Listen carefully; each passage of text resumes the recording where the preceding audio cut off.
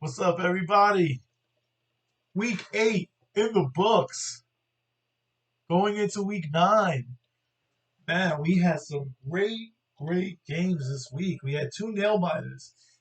Before we jump into it, two things. Two big, huge, monumental things that have happened in the landscape of this country. I'm going to put them. One, we have a new president. Over 150 million people voted. That's awesome. That's a democracy. Either your person won or your person lost.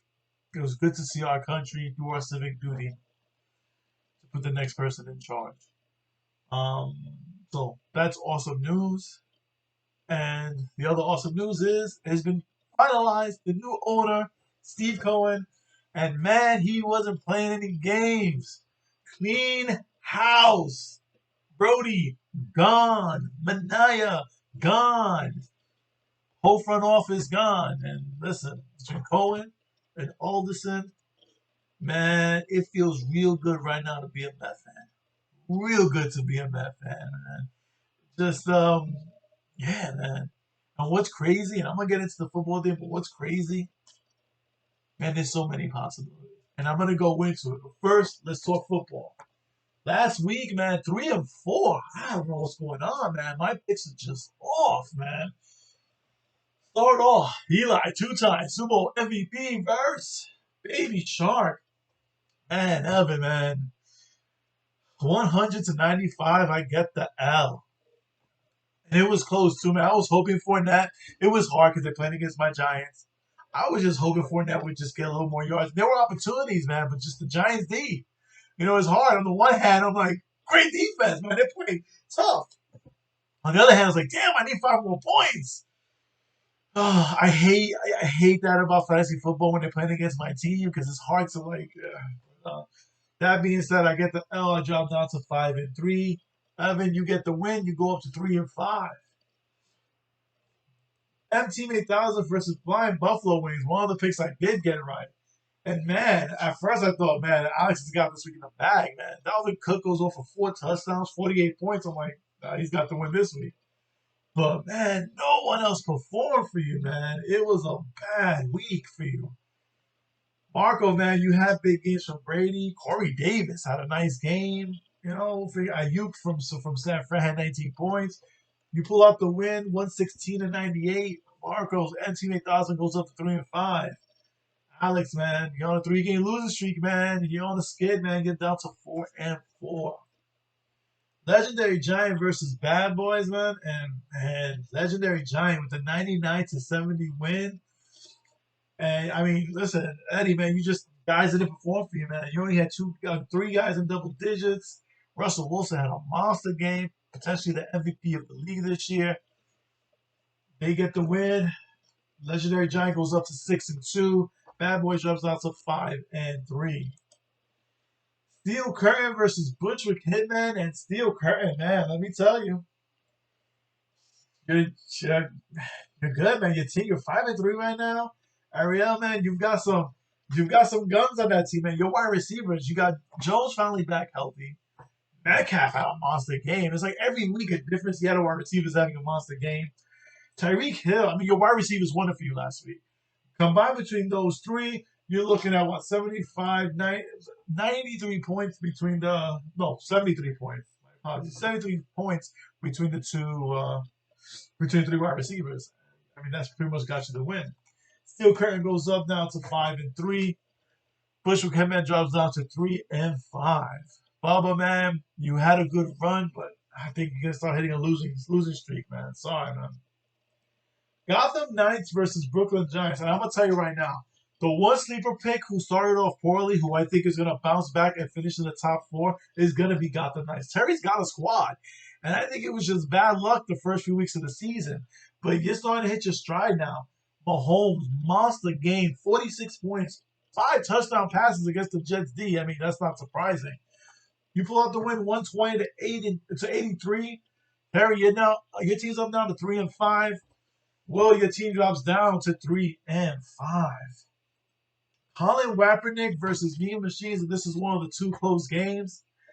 The final score was 92-89, And for Colin Kaepernick, for Jordan, what it came down to was the Giants' defense, man. They played well. They got you 10 points that put you over the hump, got you the win. Colin Kaepernick goes up now to 5-3. The Lidsby Machines dropped down to 2-6. And then the final matchup. And man, Danny, I feel for you because this was excruciating. 80 to 79. 80.22 to 79.30. We're talking about less than 9/10 of a point you lost. That's heartbreaking, man.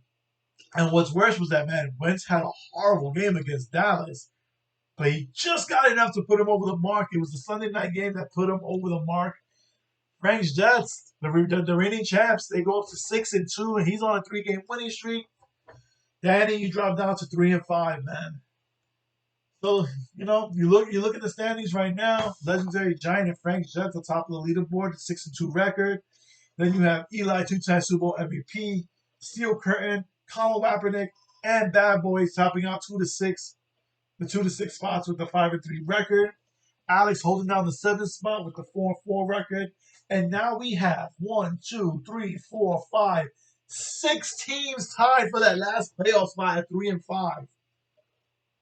Bushwick Hitmen, Gotham Knights, Brooklyn Giants, Baby Shark, Team Deal, and Team 8000 all tied for that last spot.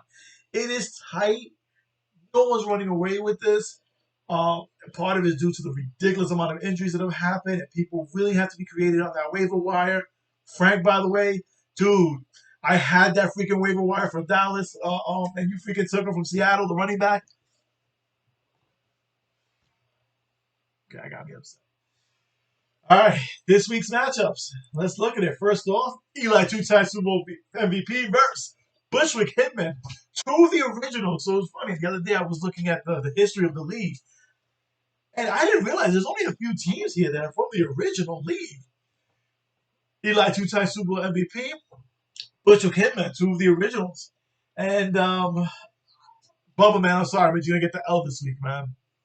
And that's with me benching Rodgers, even though he had a monster week. I just think Herbert's going to have a monster week against the Vegas also.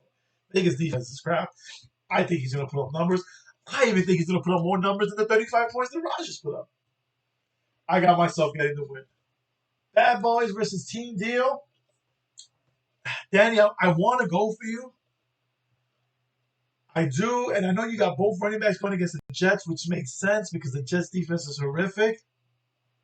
But Cooper hasn't really done much, and Dallas has got a QB situation. It's disgusting right now. So you got both Cooper and Schultz. I don't have much confidence in Eddie's team either. I mean, Thomas may not even play. Jacobs is questionable, but I think Murray's going to have a big game against. Actually, you know what? I don't think Murray's going to have a big game against Miami because Miami's defense, I think, is underrated. I think this is going to be a very low scoring affair, but I think Eddie's going to eke it out. That's been Eddie's thing all season. The luck of the draw that you just had a lot of low scoring weeks, week after week, but you pull those games out, and I think you're going to pull it out this week. I give Bad Boys the win. Gotham Knights versus Mean Machine, and I'm telling you, I'm riding the Gotham Knight train. Terry, you've got a good team. I think, like I said, you've gone into some bad weeks, but I think you're going to get the win out here, and I think you're going to go up to 4-5. Colin Kaepernick versus Baby Shark, and I'm going to go with Colin Kaepernick, and for one reason and one reason only. I think a lot of guys are not going to perform well, except for one guy who is going to have a huge game, and that's going to be Ben Roethlisberger. Dallas defense is bad, just bad. And I see Roethlisberger, I see what's his name, Smith-Schuster, I see Claypool all having monster games. Pittsburgh, I think, is just going to run all over Dallas. I'll throw all over Dallas. So I think Colin Kaepernick is going to. It's going to be a close game, but I think they're going to get the win here. Frank's Jets versus Brooklyn Giants. I'm going to go with Brooklyn Giants just because I know everything is trending that Frank's Jets to win this. And he's already jumped off to a big week. I think Lamar Jackson's going to have a big game. I think Slayton's going to have a big game against Washington. I think Jones is going to have a good game against Minnesota, especially that Galladay is out.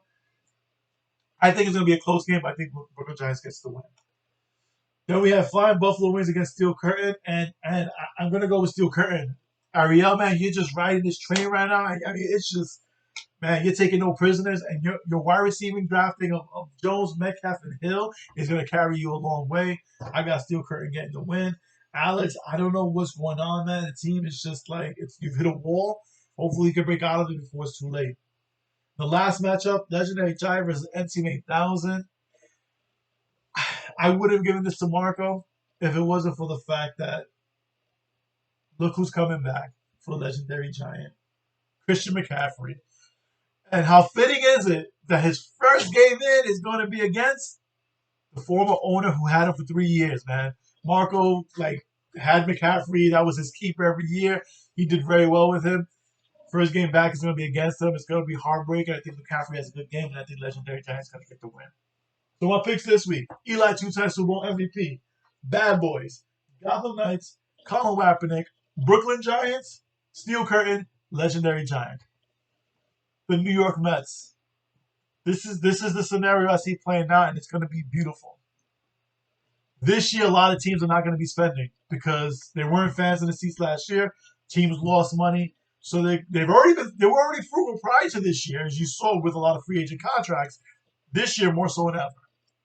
The Mets have an owner who has a lot of money to spend, who understands he's going to get losses, but he wants to build a perennial winner. And you look at the free agents who are out there. Listen, the Mets need a starting pitcher. The Mets need a defensive catcher who can call a good game. And they need a defensive center fielder with some offense. And some bullpen help. So what's out there in the market? You got Springer at center field, the Astros, who's shown that in big moments in the playoffs can hit and who plays defense very well. Check. And you don't have to pay top dollar because the market is not there. Realmuto, he's going to be harder to get, but you know what? I think the Mets can offer. Listen, you go get a 4-year or 100 or 5-year 125 deal to get him in, you do it. And you also have backup options. You got Perez. You've got Molina if you want to go 1 year, because you also got a guy in the minors who's coming up. The Mets have options there. But I want a defensive catcher who can throw guys out, who can call a game. Trevor Bauer, bring him over, man. I think he's fit. He's perfect for New York. And I'm saying Stroman's going to sign his 1-year deal because he's not going to get a big contract multi-year. I don't think so. People are going to offer him that. So you take your 1 year, 18.9, prove you got the goods, go into free agency next year where there's going to be more money. So with a rotation of DeGrom, Bauer, Stroman, Syndergaard if he's healthy, but you still have Lugo if not, and then cap it off with David Peterson, that's a pretty good rotation. Then you look at potential relievers out there. Kirby Yates is available. Brett Hand's available. You can bring one of those in. And even if you want, I know they're talking about Lindor and a possible trade. Listen, it's possible. If you can get him, you go after him. You get him, that'd be great. Another potential I think would be even better is if you can get Arenado from Colorado. Now, what worries me is about his splits with numbers. And at first, I wasn't too keen on this, but looking more into it, defensively, the guy can play third base. Defensively, he's a beast. If the Mets can show up defensively, and if the Mets can show up their starting rotation, I think they can compete with the Dodgers for the National League, for the reigning National League crown. Very excited. Great to be like a Met fan now. You can actually look at free agents and be like, hey, we got an owner that's going to actually shell out money and spend. It's going to be a fun offseason. Can't wait for the season to start. Good luck, everybody, here in week 9. Man, it feels like a cloud has been lifted in this country, man. Feels good, man. You guys have a good week. I will talk to you guys soon.